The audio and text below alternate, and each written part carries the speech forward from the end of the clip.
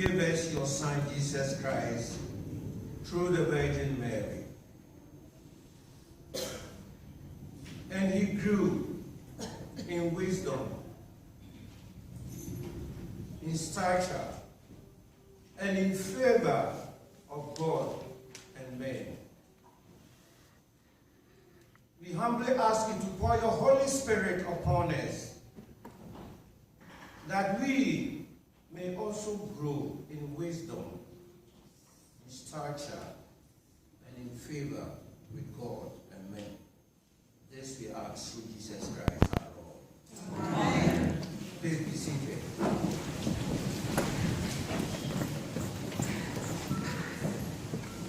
Good morning and Merry Christmas. Good morning. Good morning and Merry Christmas. Good morning and Merry Christmas. Thank you. Is it a sin to be a Christian? Is it a sin to be a Christian? No. No. Canada is not a secular country. Canada is a country of many religions, and we celebrate it. My dear friends and sisters, we are losing one, and the one that we are losing is Christianity. Christmas is Christmas, isn't it? January 7th, there will be Hanukkah, and you see Hanukkah signs all around. But why do we greet one another? Compliments of the season. What season is this? Are we afraid to say Merry Christmas to our friends who are not Christians? Let's greet them, Muslims.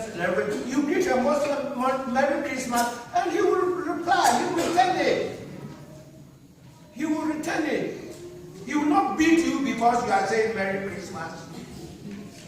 So, brothers and sisters, it's Merry Christmas. Merry Christmas to you all. Merry Christmas to you. Now to the scriptures.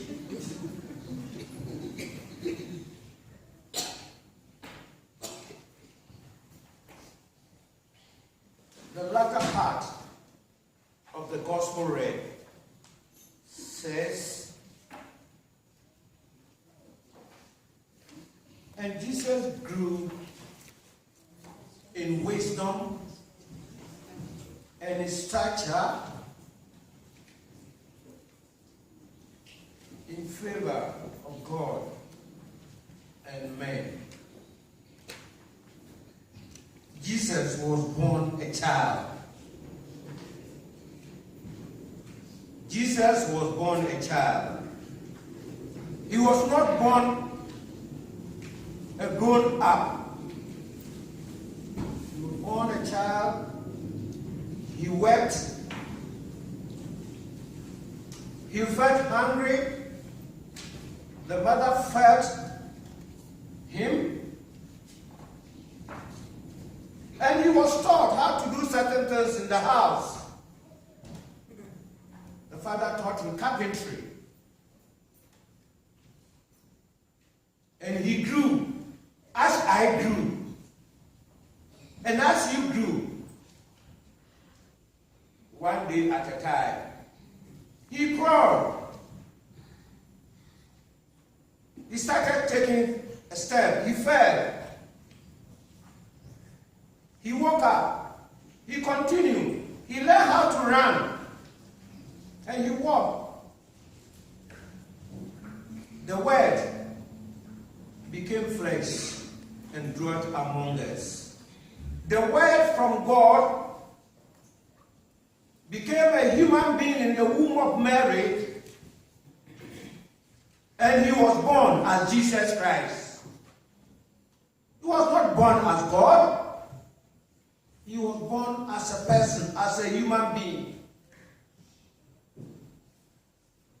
Jesus was born as a human being. And the gospel tells us that it was a time for a feast. And so Jesus accompanied Joseph and Mary, and they went to Jerusalem. And after the feast, they had to return. But as it is in some of us in our countries, we have feasts and we take our children there. But in going, there are other relatives among us who go to the feast. That was with Mary and Joseph. They went to the feast with some of the relatives. And Jesus was among them. Jesus was a young boy, so they were playing. Probably when they saw lizards, they threw stones at the lizard. They went. And then after the feast, in their merriment, the parents thought Jesus was among the relatives. Oh, let's go on. He is with them. He will come. Then somewhere along the line, they saw that he wasn't there. He wasn't with the relatives. They said to them, oh, have you seen Jesus? Have you seen Jesus? Oh, no, we haven't seen him. Hey. And then they ran back to Jerusalem. Now, losing a child in the crowd is not easy.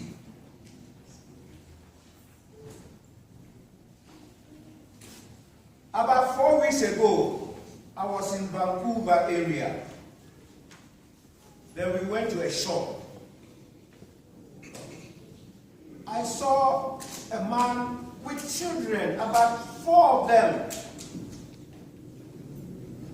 What drew me was the coat that one boy was wearing. It was red and white stripe.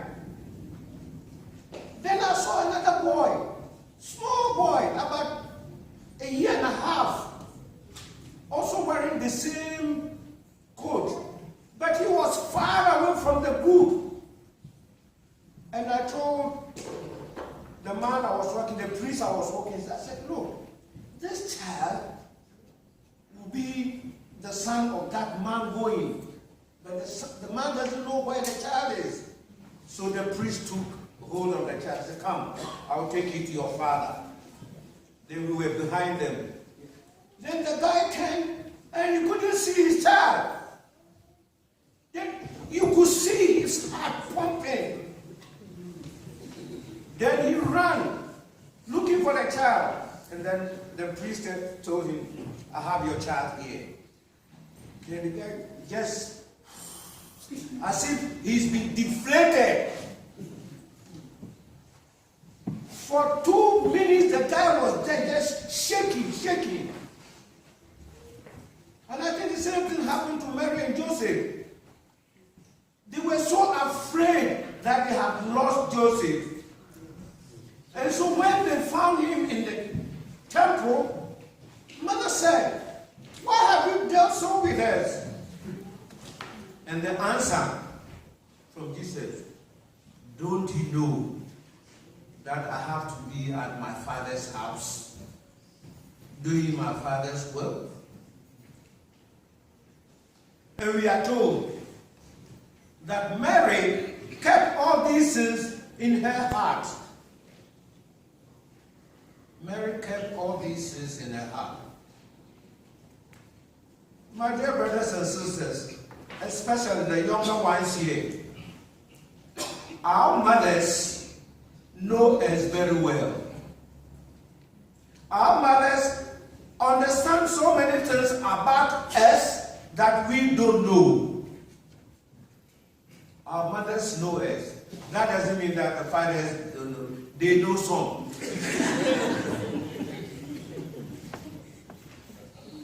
But the mothers know a lot about us.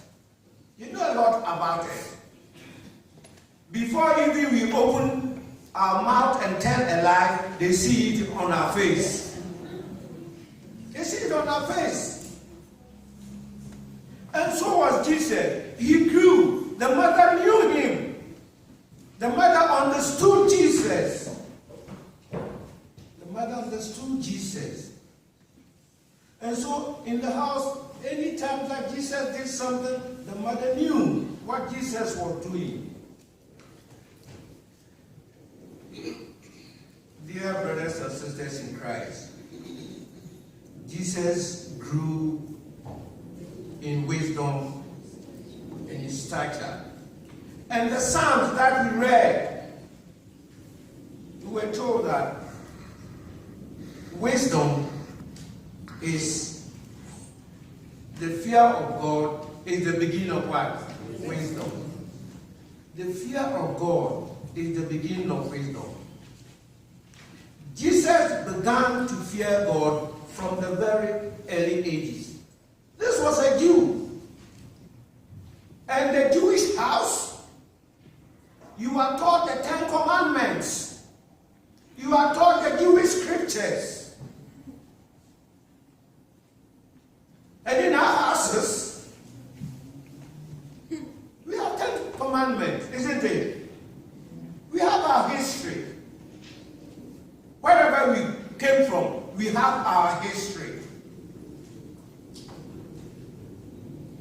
Do we teach our children the Ten Commandments? Do we pray with our children? The Muslims that we fear, most of us fear them. They take their children to learn how to pray. So that when they grow, they will not depart from it. They will not depart from it. I went to school as a child with many friends. It's unfortunate. Where are they now? And it was an Anglican school. It was an Anglican school. And so whether you were Muslim or not, Sunday you have to come to the Anglican school because there's a card that they mark you. Present, present, present. And Monday, they line those who didn't come. Punishment. And upon all that, no. See, dear brothers and sisters, our scriptures tell us that as Jesus was brought up in the scriptures, we also should bring up our children in the scriptures. The scriptures is very important. Yes, they may not know how to read when they are young, but there are the Bible with so many pictures that even the children can paint. Jesus grew as a child. And then he became a young boy. And then we know that at the age of 30, he started his ministry. The fear of the Lord. The fear of the Lord. The first lesson read Old Testament. It's about Samuel. Samuel was the only child. And the mother prayed and prayed and prayed to have a child and promised that when I get a child, I will give him to the Lord. And he had a child, and named Samuel. Went back to Eli. Eli, this is the promise. Take your child. It's God who gave it to me. And I promise. And Samuel also grew in wisdom and in stature and in favor of God and people. If you read through the Bible, you see the life of Samuel. Samuel became a prophet. John the Baptist, an only child, was promised to God. And John the Baptist grew. The amazing thing in the scripture is that when Mary went to visit Elizabeth, we are told that the baby in Elizabeth's womb communicated with Jesus. The baby leapt in her womb. John the Baptist, not yet born, and Jesus, not yet born, were communicating. God is so wonderful. God is so wonderful. That with all the religions we have, we only know one God. All the religions we have, we only know one God. We may call it by different names. But it is the same God we say is the creator of all things. Every religion says there is somebody who created it, who created the heavens and the earth. A very powerful. God is so powerful that he's able to create the oceans. And he's made it so wonderful that a ship 10 times this building can sail on the water and float. That is God's wisdom. There is no wisdom that surpasses God. And here is God's Son, his only Son. He is come that we who call ourselves Christians and all people should have love and love one another. The epistle today is about humility and love. Humility and love. And with that humility and love, it will be very difficult for us to see God or to know God. Jesus humbled himself. He didn't come, I am the Son of God. No, that was not what he said. When Pilate asked him, are you the king of the Jews? He said, oh. Are you saying it as somebody told you? When the Pharisees and the scribes said, why are you eating with sinners? Oh,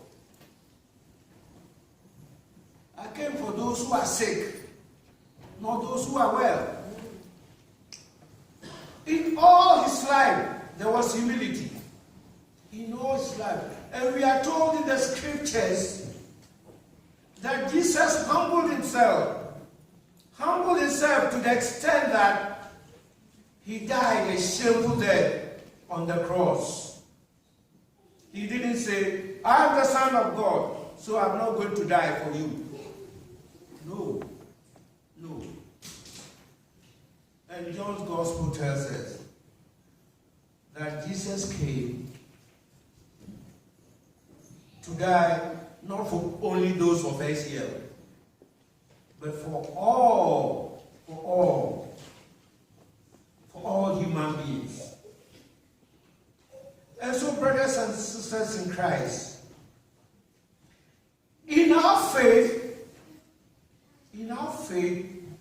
humility and love. In our faith. Because the man who we follow, or the God who we profess, is a God of knowledge, is a God of love, and is a God of humility. It says, I came that you may have life, and then what? Have it abundantly. When he gives full. If he wants to give you a cup of water, he gives you full. If he wants to give you grace, he gives it full. Everything that the Lord gives, he gives in full. From the very beginning, he created the earth and everything was there. And in his love, he created us. And then gave us all these things. You name them. And so whatever we name is the name that we call today. If I say we, I mean beginning from our forefather, Adam. And God gave us love. We are born with love. We don't go before we learn love. Go to a kindergarten. Go to a kindergarten class where there's a Sikh, there's a Muslim, there's a Christian, there is this, there is that. And look at how the children play. Look at how the children play. It is when we rather grow that our parents or somebody say, hey, this is a Muslim, don't go near him. This is a Sikh, don't eat his food.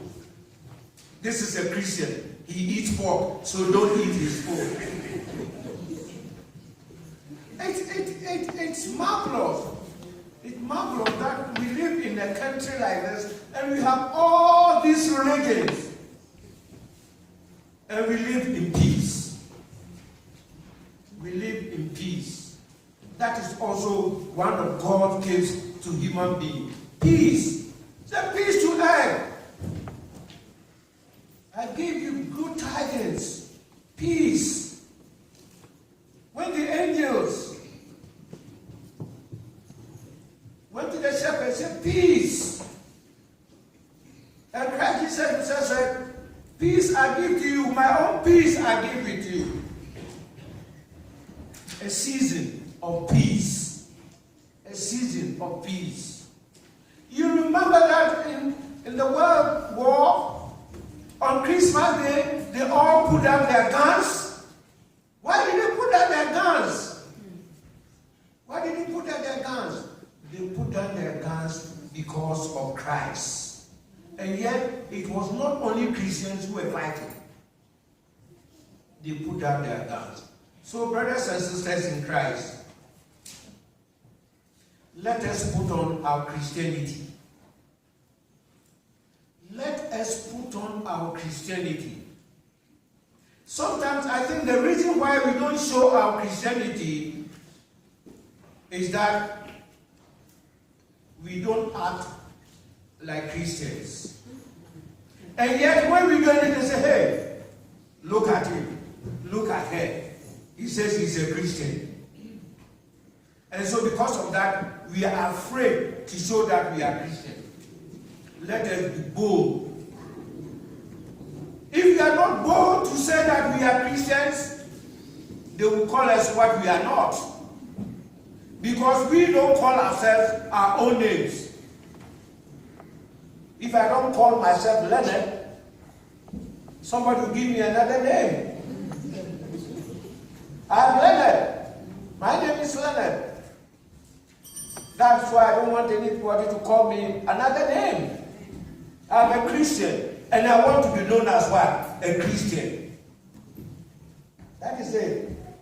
Please, let us identify ourselves as Christians. Identify us. Even sometimes we are afraid to put on our cross. And yet those who are not Christians put on the cross and they'll be jumping here and there. So, brothers and sisters, today let us resolve that we are Christians. And being a Christian is a challenge. Calling myself a Christian is a challenge to me. And it's a challenge to you. Let us challenge ourselves as Christians. And let us be Christians.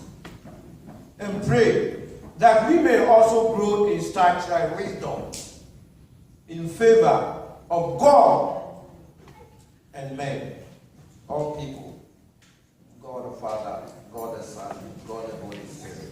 Amen.